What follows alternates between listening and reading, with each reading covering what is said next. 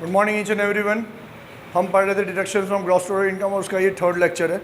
अगर आप लोगों ने इससे पहले वाले दो लेक्चर नहीं देखे हैं तो पहले मैं कहूँगा कि वो लेक्चर देख के आओ, फिर ये वाला लेक्चर देखना। Deduction from gross total income का थर्ड लेक्चर है ना। वीडियो डल गई नहीं? हाँ, आपके फोल्डर्स में नहीं डली, यूट्यूब पे तो डल गई, अभी डल जाएगी आपके फोल्डर्स पे, ठीक है। ATC में हमने 14 पॉइंट्स पढ़े थे। उन 14 पॉइंट्स को हमने टुकड़ों में कॉम्बो बना के हमने याद किए थे। तो पहला था आपका लाइफ इंश्योरेंस प्रीमियम, दूसरा कॉम्बो था आपका डेफर्ड एन्युटी, सुपरएन्युएशन फंड और प्रोविडेंट फंड। फिर दो काम की चीज़ें, ट्यूशन फीस और प्रिंसिपल ऑफ होम लोन। फिर एक इकलौता एलिजिबल इशू। फिर उसके बाद दो FD इन बैंक और term deposit in post office. फिर तीन आपकी यूनिट्स, पहला था आपका NSC, यूलिप, UTI और म्यूचुअल फंड। फिर उसके बाद अपनी सुरभि समृद्धि, सुकन्या समृद्धि स्कीम और सीनियर सिटीजन सेविंग स्कीम। ये 14 पॉइंट्स आपको याद हो गए। 14 पॉइंट्स का मिला के 1,50,000 से ज़्यादा का रिडक्शन नहीं होना चाहिए। फटाफट से आओ आप illustration number 1, page number 580। Page number 580। Mr. Pawan has provided the following information. Compute his total income for the assessment year 21-22. Basic salary 25,000 per month. देखो बहुत शानदार चीज़ बोली, बेसिक सैलरी। तो 25,000 रुपये महीना तो उसकी सैलरी ही है। 3 लाख रुपये उसका बेसिक पे हो जाएगा। स्टैंडर्ड डिडक्शन माइनस नहीं करना। जब कभी भी इनकम फ्रॉम सैलरी आए और सिर्फ सैलरी आए तो दोनों में फ़र्क है। इनकम फ्रॉम सैलरी मतलब डिडक्शन माइनस हो चुका है, ओनली सैलरी मतलब डिडक्शन माइनस नहीं हुआ है। Contribution to recognise provident fund, employer's contribution to the aforesaid fund. तो देखो contribution to the recognise provident fund वो तो उसकी सैलरी में से ही डिडक्ट हुआ होगा, वापस से टैक्सेबल करने की ज़रूरत नहीं है। Employer's contribution to the aforesaid fund मतलब कौन सा वाला? Recognise provident fund. किसी को याद है रिकग्नाइज प्रोविडेंट फंड का रूल? रिकग्नाइज प्रोविडेंट फंड का रूल याद है? अभी ताज़ा अपन सैलरी पढ़ के आए हैं। Employ contribution already taxable. Employer contribution statutory में माफ़, अनरिकग्नाइज में माफ़, रिकग्नाइज में up to 12% of basic and DA retirement benefit वाला, ठीक है। 12% of salary same as HR है, ठीक है। तो यहाँ पे एम्प्लॉयर कॉन्ट्रीब्यूशन में चेक करना पड़ेगा कितना परसेंट है। 12% तक माफ़ है, बाकी टैक्सेबल है। Municipal valuation of house property, municipal taxes payable, municipal tax paid by टीनेंट। तो देखो टोटल पेएबल 24 है, उसमें से 12 किसने पे कर दिए? टीनेंट ने। तो हम कितना माइनस करेंगे? बाकी का 12 हम माइनस कर देंगे, ठीक है। वो भी अगर इसने पे किया होगा तो। Rent received 1,80,000। अब आया आपका ATC वाले चीज़ें। अब आप यहाँ LIP लाइफ इंश्योरेंस प्रीमियम से ब्रैकेट मार के नीचे डिपॉजिटेड इन द नेम तक ब्रैकेट मार दो और लिख दो ATC। जो अगले जितने ही पॉइंट्स हैं वो सारे ATC के आ जाएंगे आपके।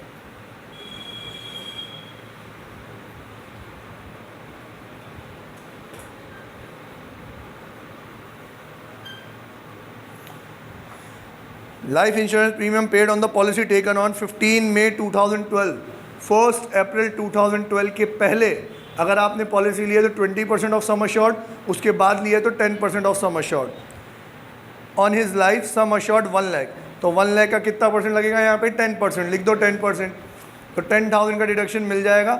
इसने तो 25 पे किया है तो 10,000 का ही डिडक्शन मिलेगा।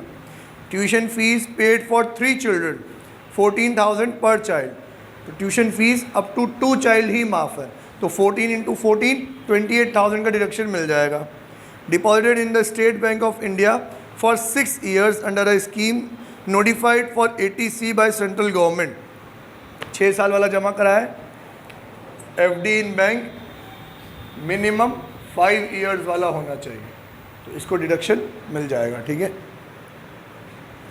National saving scheme 8th issue purchase, इसका भी डिडक्शन मिल जाएगा। Life insurance policy premium paid on the policy taken on 15 May 2020 on the life of handicapped son suffering from disability mentioned under section 80U sum assured 1 lakh. Handicapped के लिए अगर आप policy ले रहे हो तो 12 के पहले 20%, 12 के बाद 10%, लेकिन सिर्फ 12-13 तक। 13 के बाद 15%, तो इस पर 15% लिख लो, 15,000 मिलेगा इसका। Deposited in the name of his girl child miss Kanishka during Sukanya Samriddhi scheme 15,000, इसका भी डिडक्शन मिल जाएगा आपको, ठीक है। तो वन बाय वन सॉल्व करते हैं थोड़ी सी स्पीड में। सबसे पहले उसको दिया, उसकी ये रहने देते हैं यहाँ पे,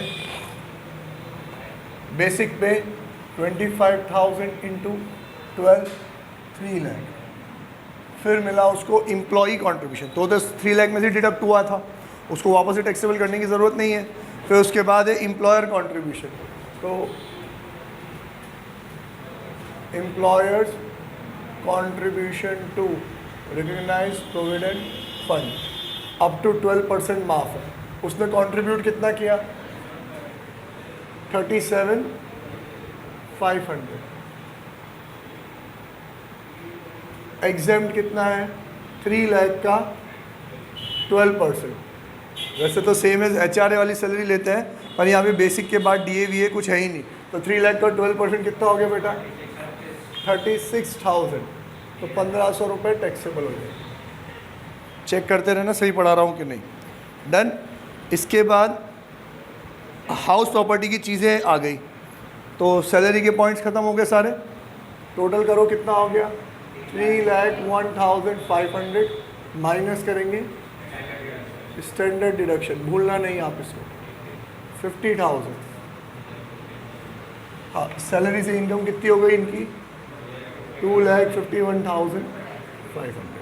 अब चलते हैं अपन हाउस प्रॉपर्टी। हाउस प्रॉपर्टी में म्यूनसिपल वैल्यूएशन और fair rent whichever is higher, standard rent whichever is lower. अब आपके क्वेश्चन में सिर्फ म्यूनसिपल वैल्यूएशन है, फेयर रेंट है ही नहीं, तो यही 2,40,000। स्टैंडर्ड रेंट कुछ है ही नहीं, तो विच एवर लोअर भी 2,40,000। फिर अपन लेंगे एक्चुअल रेंट। अब एक्चुअल रेंट में से माइनस होता है अनरियलाइज रेंट और सेल्फ ऑक्यूपाइड पीरियड रेंट, दोनों ही गिवन नहीं है क्वेश्चन में, तो एक्चुअल रेंट डायरेक्टली ले रहा हूँ अभी, क्योंकि ये क्वेश्चन हाउस प्रॉपर्टी का नहीं है, ये क्वेश्चन मेन डिडक्शंस का है, इसलिए इसका टेबल अच्छे से नहीं बना रहे हैं अपन, ठीक है, नहीं तो टाइम बहुत जाएगा हमारा। Whichever is higher 2,40,000। फिर माइनस होगा आपका वैकेंसी पीरियड रेंट, जो कि कुछ भी नहीं है, तो यही आ गया आपका GAV 2,40,000। फिर माइनस होगा आपका म्यूनसिपल टैक्सेस। देखो ज़रा म्यूनसिपल टैक्सेस किसी ने पे किया क्या? पेएबल बता रहा है, पेड नहीं बता रहा, पेएबल बता रहा है टोटल इतना, और उसमें से टीनेंट ने पे कर दिया, मकान मालिक ने कितना पे किया गिवन ही नहीं है, तो अपन अज्यूम करेंगे पे नहीं किया है उसने, ठीक है, जब तक नहीं बोलेगा मानेंगे नहीं। तो कुछ भी पे नहीं किया। NAV भी कितना? 2,40,000 माइनस करेंगे अपन standard deduction at the rate 30%, कितना?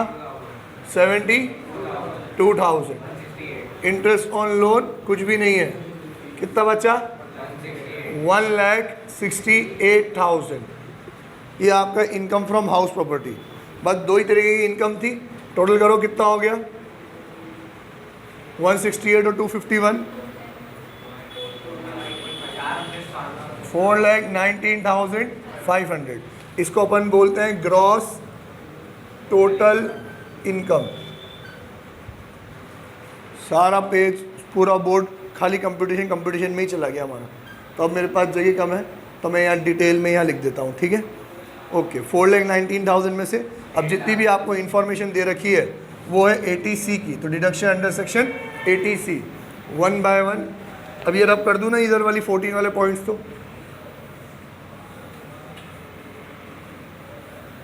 किस किस चीज़ का आपको डिडक्शन मिलेगा देखते जाओ। पहले तो life insurance premium,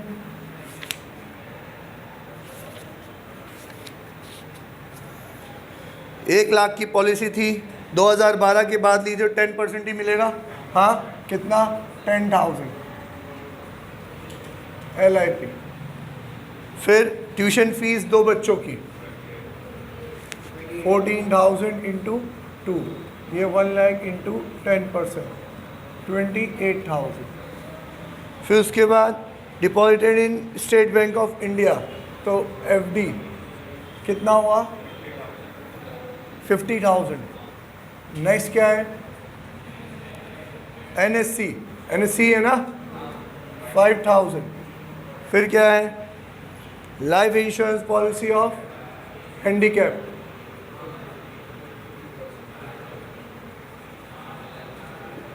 sum assured कितना है इसका, वही 1 लाख इंटू 15%, 15,000।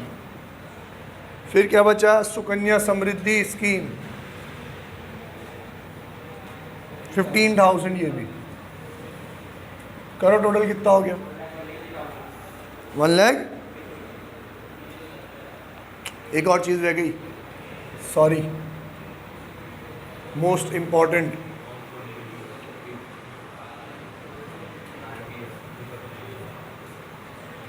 कौन सा वाला point, life insurance premium, deferred annuity, superannuation fund और रिकग्नाइज प्रोविडेंट फंड। और अब ढंग से सुनना, बिल्कुल ध्यान रखना, याद रखना, ये पॉइंट मिस होता ही होता है। रिकग्नाइज प्रोविडेंट फंड में 3 पॉइंट होते हैं, employee contribution, employer contribution, interest thereon, है ना। फिर रिटायरमेंट पे मिलता है तो जो भी उसका ट्रीटमेंट हो। एम्प्लॉय कंट्रीब्यूशन आपकी सैलरी में से डिडक्ट होता है, तो हम तो पूरी सैलरी टैक्सेबल करते हैं, पूरा 100% टैक्सेबल करते हैं, तो वो जो डिडक्ट हुआ उसको वापस से थोड़ी टैक्सेबल करते हैं। 3 लाख टैक्सेबल हो तो गया, उसने 3 लाख में डिडक्ट करके ही जमा करवाया होगा, समझ में आया। एम्प्लॉयर कंट्रीब्यूशन, सुनना अच्छे से, एम्प्लॉयर कंट्रीब्यूशन 12% तक माफ़ है, 12% के अंदर दोगे माफ़ है, बाकी क्या हो जाएगा टैक्सेबल।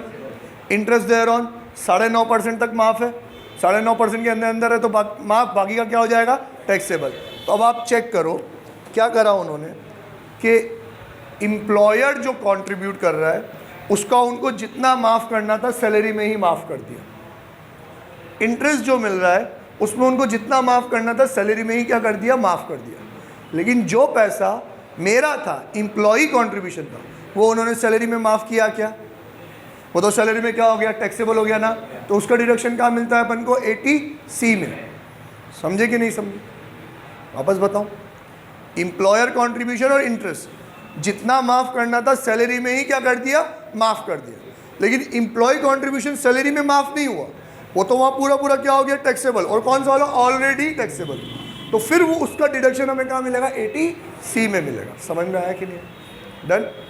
और सर इसमें भी कोई लिमिट है क्या, इसमें कोई लिमिट, कितना भी जमा करो। मतलब सर एम्प्लॉय कंट्रीब्यूशन में तो 12% की कोई लिमिट आ गई ना, इधर कोई लिमिट नहीं है, जितना भी आप जमा करा रहे हो पूरे का आपको 80C में क्या मिल जाएगा, डिडक्शन मिल जाएगा। तो एम्प्लॉय कंट्रीब्यूशन कितना था ज़रा देख के बताओ, 37,500। तो employ contribution to recognise provident fund, recognised है तो माफ़ है, स्टैट्यूटरी है तो माफ़ है, पब्लिक प्रोविडेंट फंड है तो माफ़ है, अनरिकग्नाइज्ड होता तो माफ़ नहीं होता। 37,500 टोटल कितना हो गया बेटा, 1,60,500। 80C की मैक्सिमम लिमिट कितनी है, 1,50,000। तो 1,50,000 80C का आपको क्या मिल जाएगा, डिडक्शन। करो माइनस, बताओ कितना बचा, 2,60,000। चेक कर लो, सही है।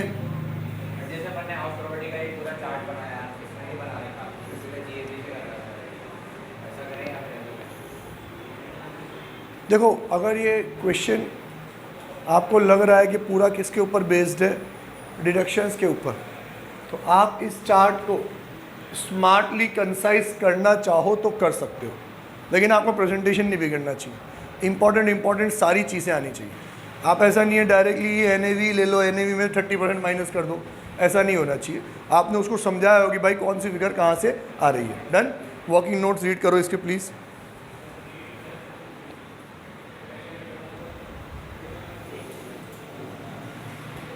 Illustration number 2, page number 581. From the following information, compute the total income of Mr. Pramod for the assessment year 21-22. Income from business, directly income from business दे रखा है 60,000. Short term capital gain under section 111A 1,40,000. Star mark कर लो इस income पे।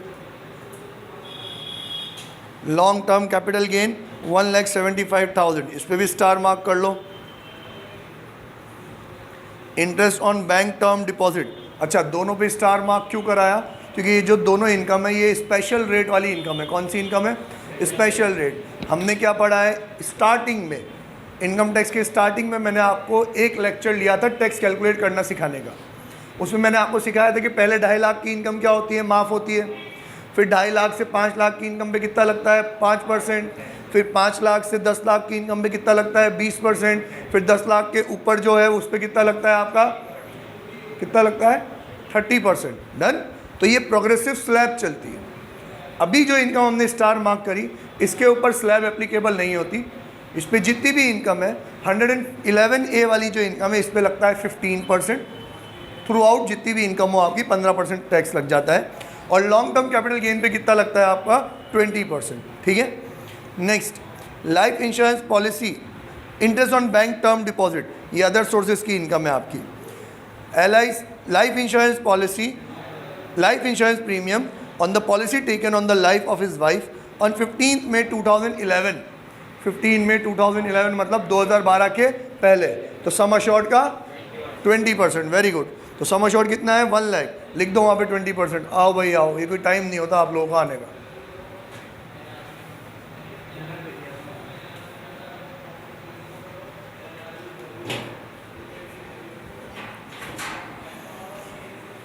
%20 आपको deduction मिल जाएगा ATC में। Life insurance premium on the policy taken on 15 मई 2012। अब 15 मई 2012 है ना, 2012 के बाद। तो सम अश्योर्ड का 10%। On the life of this major son who is physically handicapped, section U disability. अब डिसेबल्ड पर्सन का वापस से बोल दूं मैं, 2012 के पहले है तो 20%, 2012 के बाद है लेकिन 2013 के पहले पहले मतलब 12-13 के बीच में 10%, फिर 13 के बाद वापस से 15%। तो ये कौन सा वाला स्लैब में आएगा 20, 10 के 15, 10 में आएगा। 2012 के और 13 के बीच में है, 12-13 वाले ईयर में है ये। तो लिख दो वहाँ पे 15%, 20,000 का 15%, हाँ sorry 10%। Life insurance premium on the policy taken on life of dependent brother, cross मार दो, ब्रदर को अंडरलाइन करके क्रॉस मार दो, मदर को अंडरलाइन करके क्रॉस मार दो, क्योंकि अपन ने लाइफ इंश्योरेंस प्रीमियम में पढ़ा था किस किस का मिलेगा, असेसी हिमसेल्फ, स्पाउस और चिल्ड्रन। बस brother and sister and mother father दोनों का नहीं मिलता आपको। तो 7 और 8 पॉइंट दोनों पे क्रॉस लग जाएंगे। अमाउंट डिपॉजिटेड इन PPF टिक कर दो, इसका डिडक्शन मिल जाएगा आपको। कंट्रीब्यूशन टू यूलिप टिक कर दो, इसका भी डिडक्शन मिल जाएगा। Repayment of housing loan taken from LIC, principal amount 24,000, 3 star mark करो इसके ऊपर। और मेरे को ये जो 24 और 66,000 लिखा हुआ है इसका इंपॉर्टेंस बताओ कि क्या फ़र्क है दोनों में।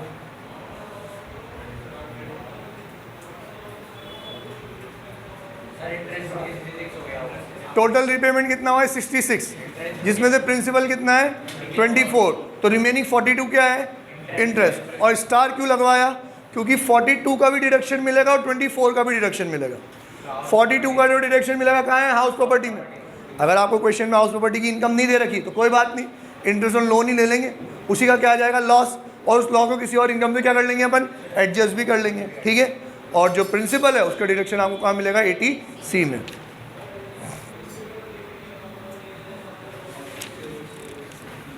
Subscription to units of mutual fund notified under section 1023D, underline करो नोटिफाइड अंडर सेक्शन 1023D और टिक मार्क कर लो। Which will subscribe to eligible issue of capital, deduction मिल जाएगा आपको 18,000 का। He had taken the loan from LIC for the construction of residential house property which was completed in July 1997, underline करो construction completed in July 1997, double star mark कर लो और लिख दो limit 30,000। कौन सी लिमिट 30,000, सेल्फ ऑक्यूपाइड हाउस है अगर, है ना, तो उसके ऊपर इंटरेस्ट ऑन लोन की क्या आ जाती है लिमिट 2 लाख या 30,000। 2 लाख चाहिए तो कंडीशन क्या है, लोन 99 के बाद लिया हो, कंस्ट्रक्शन एक्विजिशन के लिए लिया हो, कंस्ट्रक्शन 5 साल में कंप्लीट हो गया हो। इसका तो घर ही 99 के पहले कंप्लीट हो गया है, मतलब लोन तो और पहले लिया होगा इसने, तो इसकी लिमिट कितनी ओनली 30,000। वहाँ पे इंटरेस्ट कितना आ रहा था 42 में से अलाउड कितना होगा only 30,000, which is use by Pramod for his own residence. RT की अंडरलाइन कर लो own residence.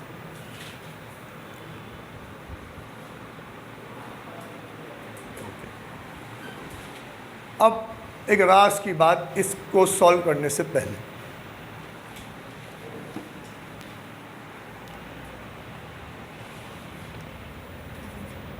Short term capital gain 111A, long term capital gain और कैजुअल इनकम पहचानते हो।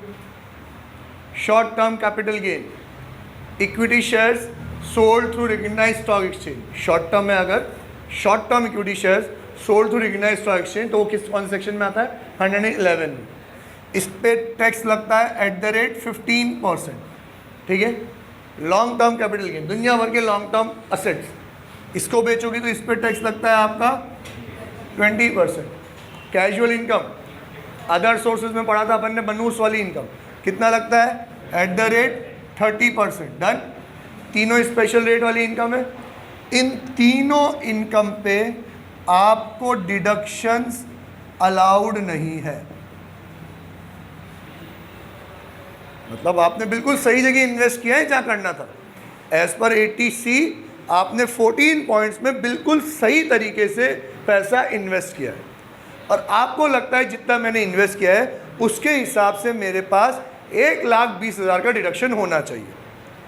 अब 1,20,000 का डिडक्शन क्लेम करने के लिए आपके पास 1,20,000 की इनकम भी तो होनी चाहिए। अगर मेरी इनकम 2 लाख है और डिडक्शन 1,20,000 आ रहा है तो 2 लाख में से 1,20,000 माइनस कर दूंगा, 80,000 रुपये की इनकम रह जाएगी जिस पे मुझे टैक्स देना है। समझ में आया कि नहीं आया? लेकिन मेरे पास इनकम ही 1 लाख है, डिडक्शन 1,20,000 है, तो कभी भी आप 1 लाख की इनकम में से उससे ज़्यादा का डिडक्शन माइनस करके लॉस नहीं ला सकते। डिडक्शन उतना ही मिलेगा जितने आपके पास क्या है? इनकम है।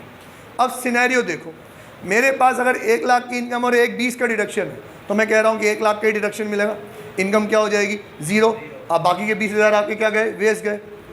अगर सिचुएशन यूँ है कि आपके पास जो 1 लाख की इनकम है उसमें से 50,000 तो इन 3 को बिलोंग करती है और रिमेनिंग 50,000 दूसरी अदर इनकम। अब आप कह रहे हो 1,20,000 इनकम 1 लाख, पर इस 1 लाख में भी कुछ इनकम कौन सी है जिसके ऊपर डिडक्शंस अलाउड नहीं है? कौन सी इनकम है? वो स्पेशल रेट वाली इनकम है वो, तो वो 50,000 है, उनको भी हटा दो। तो अब आपके पास डिडक्शन क्लेम करने लायक डिडक्टेबल इनकम कितनी है? ओनली 50,000। तो डिडक्शन कितने का मिलेगा? 50,000। इस क्वेश्चन में वैसा ही होगा, सेम टू सेम। इस क्वेश्चन में देखो आप, क्वेश्चन देखो, इनकम कौन कौन सी है आपके पास, ज़रा देख लो आपके पास इनकम कौन कौन सी है। एक तो बिजनेस की इनकम है ना, एक ये 111A वाली इनकम है, क्रॉस मार दो, इसके ऊपर डिडक्शन थोड़ी मिलेगा इसके अगेंस्ट। एक लॉन्ग टर्म कैपिटल गेन है, इस पर भी क्रॉस मार दो, इस पर भी डिडक्शन नहीं मिलेगा। और एक अदर सोर्सेज है, हाँ तो आपकी बिजनेस की इनकम पे मिल जाएगा डिडक्शन, अदर सोर्सेज पे आपको डिडक्शन मिल जाएगा। वो शॉर्ट टर्म 111A पे में नहीं मिलेगा, लॉन्ग टर्म पे नहीं मिलेगा, है ना। और एक आपके पास हाउस प्रॉपर्टी का लॉस भी है 30,000 का, जो अभी अपन ने बात करी। उस लॉस को आपको इन 4 इनकम में से क्या करना है? एडजस्ट करना है। और हाउस प्रॉपर्टी का लॉस, पहले साल में हाउस प्रॉपर्टी की इनकम, और हाउस प्रॉपर्टी की कोई और इनकम नहीं है तो किसी भी इनकम से हो जाएगा, अदर हेड्स में भी किसी से भी हो जाएगा। डन।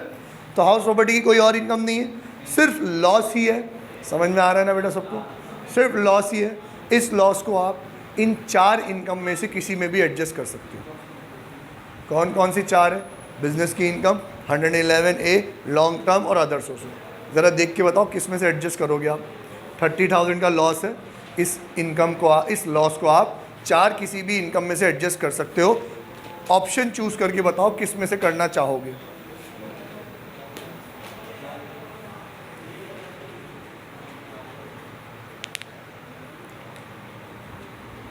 सॉल्यूशन देख के बात मत करना, क्वेश्चन देख के ही बात करना। सर किस में से करें? हुसैन कह रहा है मेरे को तो क्वेश्चन ही समझ में नहीं आ रहा, क्या बक रहे हो आप। एक जगह से लॉस है, इस लॉस को एडजस्ट करने के लिए 4 ऑप्शन है। इस लॉस को मैं कौन से ऑप्शन से एडजस्ट करूं? सर देखना पड़ेगा कहाँ पे मेरा टैक्स ज़्यादा लग रहा है। जहाँ पे ज़्यादा टैक्स लग रहा है उसको क्या करा दो? माफ़ करा दो। आपकी एक तो है 111A जिस पे लग रहा है 15%, एक है लॉन्ग टर्म कैपिटल गेन जिस पे लग रहा है 20%, तो 15 से बढ़िया तो 20 वाला है, इसको माफ़ करा दो। और 2 जो आपकी इनकम है, कौन कौन सी? बिजनेस, प्रोफेशन और अदर सोर्सेज, उस पर लगता है स्लैब, और स्लैब अगर 10 लाख से ऊपर है तो क्या जाएगा? 30%। तो अगर आपकी ये 2 इनकम मिला के 10 लाख से ज़्यादा हो रही है तो इनमें से माइनस कराओ, और अगर नहीं हो रही है तो फिर बेटर ऑप्शन कौन सा है? Long term. आप देखो आपकी बिजनेस की इनकम है मात्र 60,000 और अदर सोर्सेज की इनकम है मात्र 15,000, टोटल इनकम है कितनी हुई? 75,000। हो तो यूँ ही माफ़ हो जानी है ये 2.5 लाख में, ठीक है। तो बेटर ऑप्शन कौन सा है? Long term.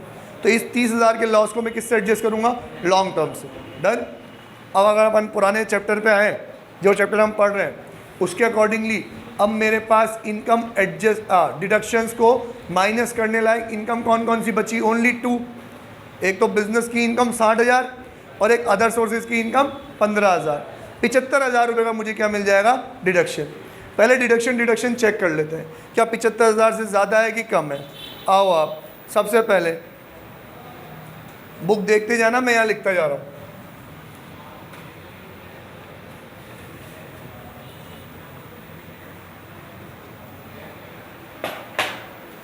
First point deduction का, life insurance premium on the policy taken on for his wife 25,000। Some assured का कितना परसेंट? 2012 के पहले 20%, तो 1 लाख का 20%, 20,000 तो ये। इसके बाद लाइफ इंश्योरेंस प्रीमियम मेजर सन, जो कि भाई साहब क्या है? हैंडीकैप, 12-13 के बीच में लिया तो 10%, तो 20,000 का 10% कितना हो गया? 2,000। इसके बाद ब्रदर और मदर क्रॉस मार दिया अपन ने, पीपीएफ 1 लाख का डिडक्शन मिल जाएगा आपको। ओहो, इनका भी 75,000 है एडजस्ट करने के लिए और डिडक्शन 1 लाख के यूं ही पार पहुंच गया। Contribution to ULIP 4,000। Repayment of housing loan, इसमें से प्रिंसिपल का अमाउंट 24,000।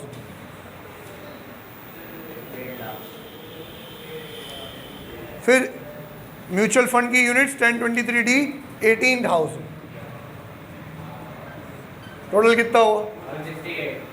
1,68,000।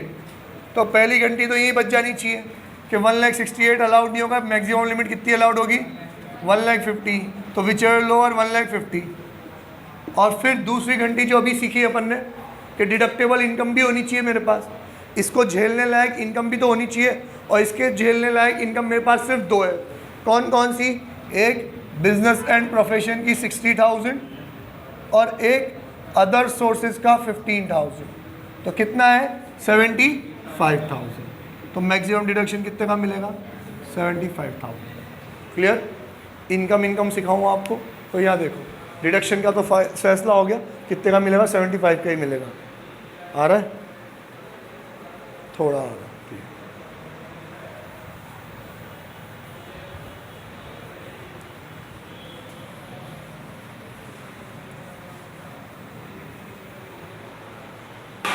हम ये बात डिस्कस कर चुके हैं कि जो लॉस है वो हमें किस में से एडजस्ट करना है? लॉन्ग टर्म में से। किसी को डाउट है कि लॉन्ग टर्म कहाँ से आया आपके पास? पहला business and profession 60,000, short term capital gain 111A, कितना अमाउंट कितना है? 1,40,000। लॉन्ग टर्म कैपिटल गेन कितना है? 1,75,000। माइनस करो इसमें से हाउस प्रॉपर्टी का लॉस, कितना? 30,000। 42 का तो मिलेगा ही नहीं ना, लिमिट ही कितनी आ जाएगी? 30,000 की, तो 1,45,000। Other sources 15,000। और यहाँ पे दिखाने के लिए मैं आपको हाउस प्रॉपर्टी भी लिख देता हूँ। House property NAV nil, standard deduction nil, less interest on loan 42, limit 30, तो माइनस कितना होगा? 30,000। क्या आ रहा है? Loss 30,000। Adjusted again long term capital gain है ना 30,000, यहाँ पे आ जाएगा 0। अब आपकी इनकम का टोटल करो इन सबको मिला के 3,60,000। अब देखो इनकम तो कितनी है? 360, पर डिडक्शन करने लायक मेरे पास इनकम कितनी बची है? 111 में से में नहीं मिलता, लॉन्ग टर्म में से नहीं मिलता, तो 15 और 60 75 ही इनकम है। तो डिडक्शन अंडर सेक्शन 80C कितना मिल जाएगा मेरे को? 75, 5,000। कंप्लीट। वर्किंग नोट रीड करो प्लीज इसके।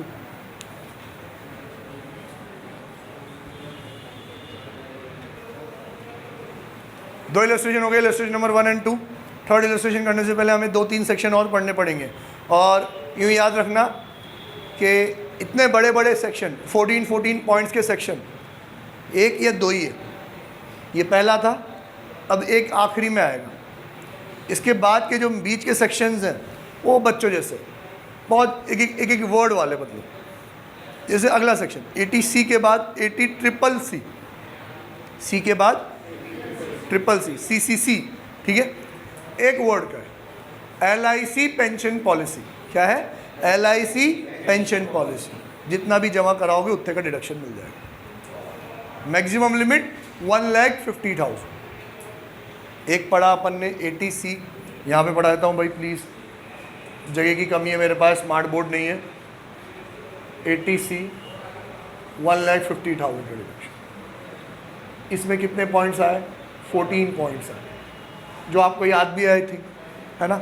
अगला हम पढ़ रहे हैं 80CCC। सिर्फ एक पॉइंट है, क्या? LIC pension policy. बेटा वीडियो वाले दिख नहीं रहा होगा लेकिन सुनाई तो दे रहा होगा, LIC पेंशन पॉलिसी। इसका भी मैक्सिमम डिडक्शन कितना है? 1,50,000, ठीक है। अगला पेंशन, मतलब सरकार पेंशन पे बहुत ध्यान देती है। वो चाहती है कि हमारे बूढ़े बुजुर्ग लोग इधर उधर वृद्धाश्रम में टप्पे ना खाएं, इसलिए आप अपनी क्या बोलते हैं, स्थिति का खुद ही ख्याल रखो, बुढ़ापे का खुद ख्याल रखो। पैसे कहाँ जमा कराओ? पेंशन फंड में जमा कराओ, ताकि आपको बुढ़ापे में पेंशन मिलती रहे और आपका बुढ़ापा हंसी खुशी निकल जाए, ठीक है। इसलिए अगले 2 सेक्शन और लाए हो, 80CCD1 और 80CCD2। 80CCD1, 80CCD2। CCD तो बंद हो गया ना शायद अब, हाँ ओके, तो उससे याद रखते थे हम, लेकिन अब वो बंद हो गया, मालिक ने आत्महत्या कर ली इनकम टैक्स पढ़ के, तो ऐसे ही याद रखना है 80CCD1, 80CCD2। ये वाला दोनों है पेंशन फंड, दोनों के दोनों पेंशन फंड के लिए। एक है एम्प्लॉई कंट्रीब्यूशन, एक है एम्प्लॉयर कंट्रीब्यूशन। वही जैसे प्रोविडेंट फंड होता है ना, प्रोविडेंट फंड होता है रिटायरमेंट पे, आपको प्रोविडेंट फंड का लमसम पैसा मिलता है पूरा एक साथ, इसी तरीके से पेंशन फंड भी होता है। आपकी सैलरी में से भी डिडक्ट होता है, एम्प्लॉयर भी अपनी तरफ से जमा कराता है। जब तक आप नौकरी कर रहे हो तब तक पैसा जमा हो रहा है, फिर जब आप रिटायर हो जाओगे अब एक साथ पैसा नहीं मिलेगा, कैसे मिलेगा? टुकड़ों टुकड़ों में पेंशन की तरह मिलेगा। लेकिन आप चाहो तो उसको कम्यूटेड करवा के इकट्ठा भी ले सकते हो। मतलब थीम वही है ना, प्रोविडेंट फंड की तरह ही पेंशन फंड की थीम है। वहाँ पे भी एम्प्लॉई कॉन्ट्रीब्यूशन एम्प्लॉयर कॉन्ट्रीब्यूशन था, यहाँ पे भी एम्प्लॉय कॉन्ट्रीब्यूशन एम्प्लॉयर कॉन्ट्रीब्यूशन है। अब देखना, मैं कोई सी भी चीज़ का सिर्फ रूल नहीं बताता हूँ, उसको रिलेट करके सबसे समझाता हूँ, तो ढंग से सुनना। प्रोविडेंट फंड के लिए सैलरी के चैप्टर में अलग से चार्ट पढ़वाया, जहाँ पे एम्प्लॉयर कॉन्ट्रीब्यूशन और इंटरेस्ट वहीं क्या हो गया? माफ़ हो गया। एम्प्लॉई कॉन्ट्रीब्यूशन माफ़ नहीं हुआ तो वो कहाँ मिलने लग गया? आपको 80C में मिलने लग गया। याद आया कि नहीं आया? हाँ, इस वाले में नहीं, इससे पहले वाले में था 37,500 वाला। याद आया कि नहीं आया? पेंशन फंड का अपन ने सैलरी में कोई चार्ट नहीं पढ़ा क्या पेंशन फंड में?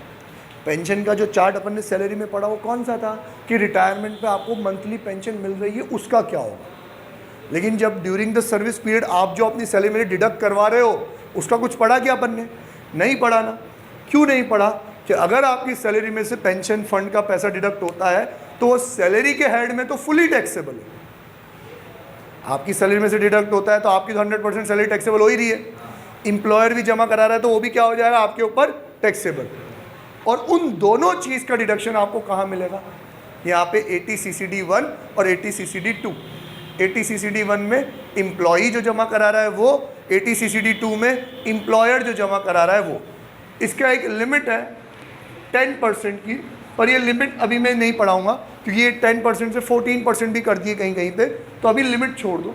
आप तो यूँ समझ लो जितना भी डिडक्शन हो रहा है, जितना भी पैसे जमा करा रहे हो, सबका डिडक्शन मिल जाए। डन?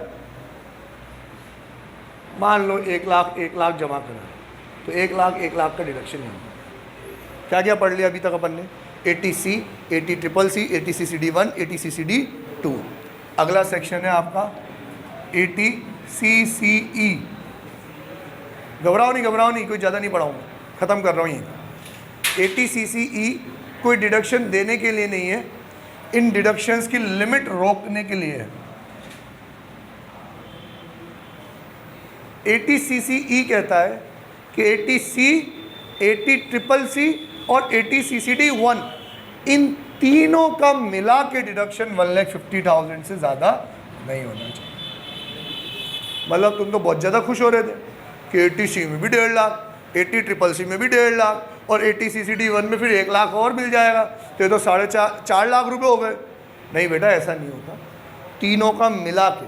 सर फिर CCD2, हाँ इसका डिडक्शन अलग मिलेगा 1 लाख रुपये, ये इस लीग से हटके। ATCCD2 का तो अलग से मिलेगा, लेकिन ATC, CCC और CCD1 इन तीनों का मिला के 1.5 लाख से ज़्यादा नहीं होना चाहिए। मतलब अगर तुमने 1.5 लाख रुपए ATC में ही खर्च कर दिए हैं तो और पैसे खर्च करके बेवकूफ़ मत बनना, डिडक्शन तो मिलने वाला है नहीं। समझ में आया? ओके, आज के लिए इतना ही, फिर कल मिलते हैं अपन, तब तक के लिए बाय, टाटा सी।